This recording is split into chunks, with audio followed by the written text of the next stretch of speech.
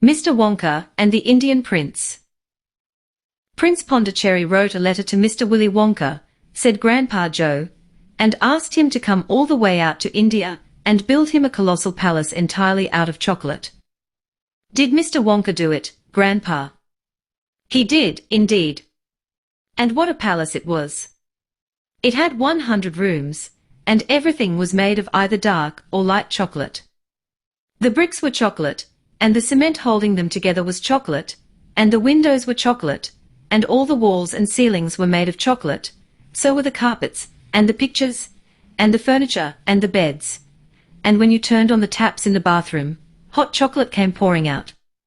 When it was all finished, Mr. Wonka said to Prince Pondicherry, "I warn you, though, it won't last very long, so you'd better start eating it right away." "Nonsense," shouted the prince.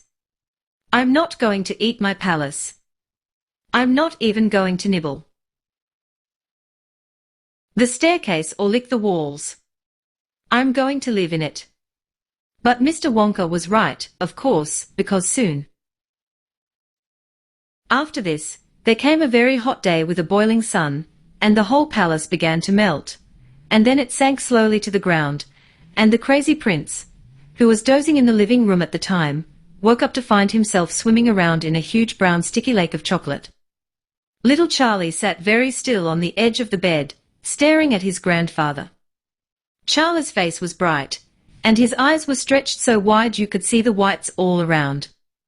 "Is all this really true?" he asked. "Or are you pulling my leg?"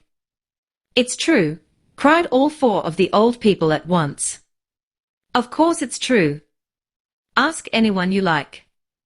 "And I'll tell you something else that's true," said Grandpa Joe, and now he leaned closer to Charlie, and lowered his voice to a soft, secret whisper.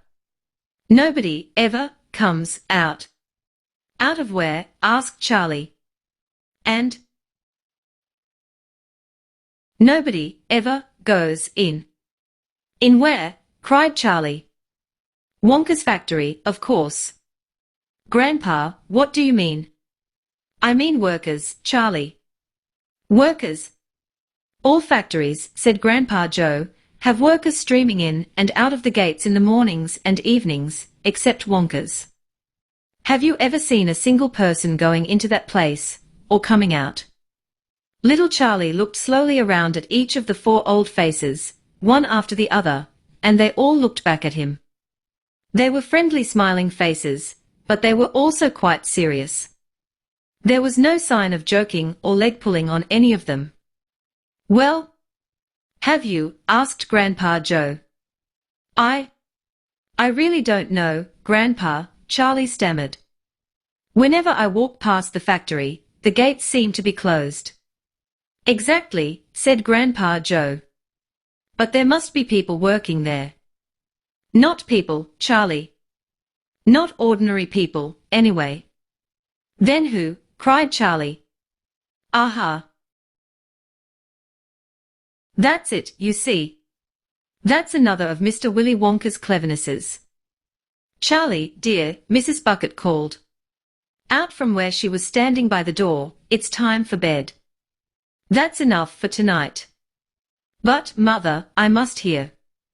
"Tomorrow, my darling." "That's right," said Grandpa Joe, "I'll tell you the rest of it tomorrow evening." Subscribe for other chapters.